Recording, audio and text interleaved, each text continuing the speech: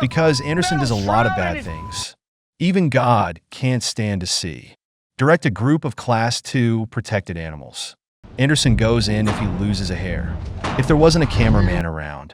The birds have to go into the sea the next day to seduce the crabs. Now the crew can only become animal welfare personnel. It's like a grandson who doesn't want a bird to drop a hair. Anderson has a choice between being angry and being cowardly. This episode begins aboard the Mary. The temperature in the ocean therein is -20, and it's accompanied by raging waves. There's this little ice mixed in with the waves. Despite the dire environment, two captains are also dropping crab pots tonight. Because it's been over a week since we got our snow crab quota. They never got more than 10 in their crab cages, causing the Mary to lose more than $30,000. So they need to take advantage of the Arctic ice pack. Drop all 150 crab pots on board.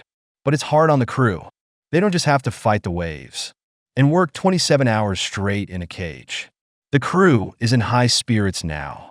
In fact, I was already tired as the crab pots are dropped one by one. Waves swept over the weary crew. If you're not careful, you're going to get your ass kicked. As time goes by, the condition of the crew is getting worse. Even the cleaning of the crab pot has become slow. But this is the only crab pot left. After the crab pot is dropped, Casey sends the crew back to rest. The crew finally finished their 27 hours of work. Everyone is convinced that they are tired and just want to lie down in bed. But the captain's room must be manned. Casey picked a lucky one at random, with the captain and crew all returning to rest. The crew on duty in the captain's room also fell asleep. No, man, don't you drive boats? How can you sleep? Half an hour later, the young man was awakened by a loud noise. Look outside is full of ice floes. It's like a world of ice and snow. Boy, call Casey right now. Cassie didn't even have time to put her clothes on. I thought I was dreaming when I saw the boat in the ice pack. I started asking what the kid was doing. The young man said he was so sleepy that he fell asleep. And then Josh came up to see what was going on. But neither is to blame. After all, the crew had been working all day. It's not a big deal to be confused on duty at night. Then Kathy had an idea. He's going to tear down the bench, let the crew stand watch, and set it to go off every 2 minutes. A 2-minute alarm. Make sure the crew doesn't fall asleep. Casey said he gave the crew a wave of chicken soup. Blah, blah, blah, blah, blah. For the crew to fool you around. 180 miles northwest of Summer Bay. The weather on Bill's side is even more extreme. The temperature has reached -27 degrees. Both the crab pot and the deck are covered with frost. So Bill now has two choices. Is to endure this frost and stay here, to the less traveled south. Both answers are fraught with uncertainty.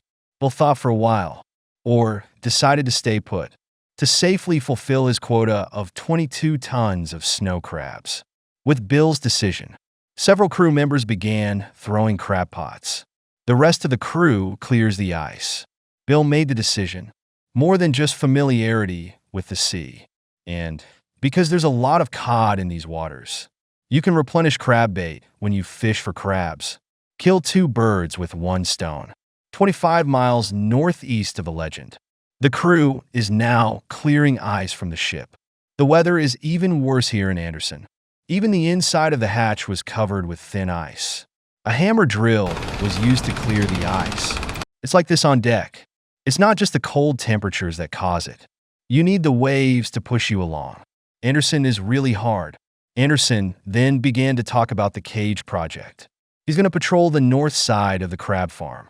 In the meantime, the crew prepares 75 crab pots. It ended up in a 6-square-mile cave. That's the plan. Anyway, after the crew had removed some of the ice, I get ready to throw the crab pot. The clock rolled to half an hour later.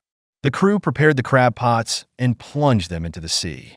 As they get closer to the north, weather conditions are also becoming more erratic, until a sudden wave hit. So close Anderson didn't even notice. The crew was just thrown to the ground. All Anderson could do was ask the crew if they were hurt. It's a good thing the crew has a thick skin. I was able to get up on my own after this blow. Joe, the crewman, thought back to that wave. The fast self fell to the ground before he felt it. Anderson couldn't help but recoil.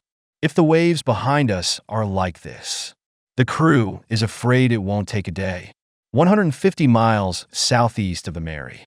The crew who slept on duty last night got Casey on his feet all night. He still has a dull pain in his calf. Casey said something to the crew to their face. Then the crew began fishing for crab pots. Kathy has high hopes for the crab pots. After all, he spent over $10,000 in the last 2 days, just for the cold northern seas. Just asked for a big harvest. Then the crab pot boarded the boat empty. But the first cage is confusing. Doesn't mean there are crabs in the sea.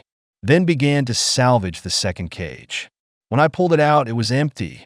And then the third cage and the fourth cage were all the same. Either no crabs or no crabs. As time goes by, the crew that got sent to the station last night was a little confused. The crab pot goes to the captain's room. Casey's been giving this kid a lot of crap. Turns out the kid was pretty happy to get scolded. 2 people saw and agreed that the boy was intentional. Just wanted to get back at Casey for keeping him on his feet all night. I'm afraid to let Casey operate the crane. So he arranged for the boy to sort the crabs and keep a close eye on him.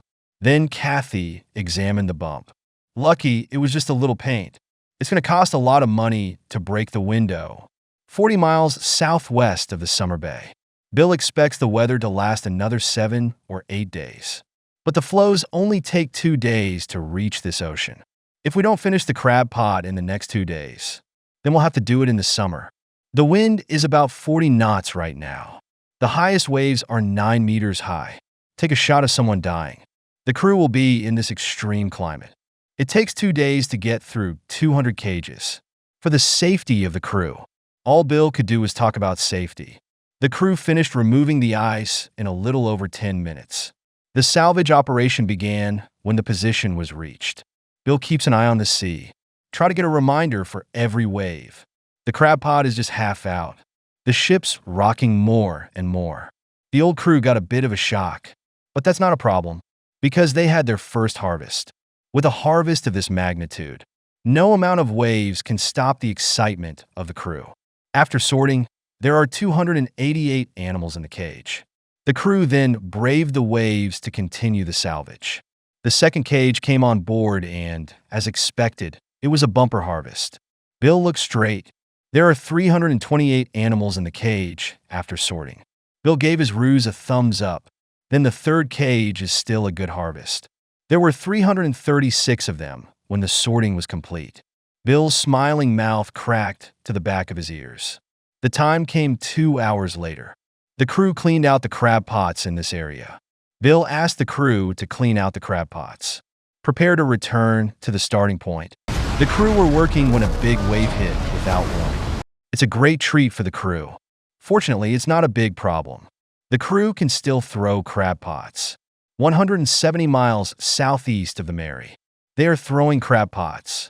Josh is still up there telling the crew to hurry up. I wonder why Josh wants the crew to hurry up. Because Cassie was asleep. It means Josh can do whatever he wants. That's why he's trying to get Casey to sleep.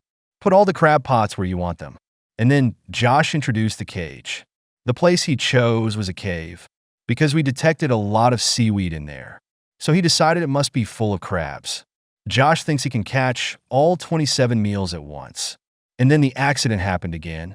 The drowsy crew member on duty forgot to drop the float. Another greeting from the captain of the deck. 140 miles northwest of the legendary. Anderson went to another part of the ocean. He's going to set up 30 more crab pots here.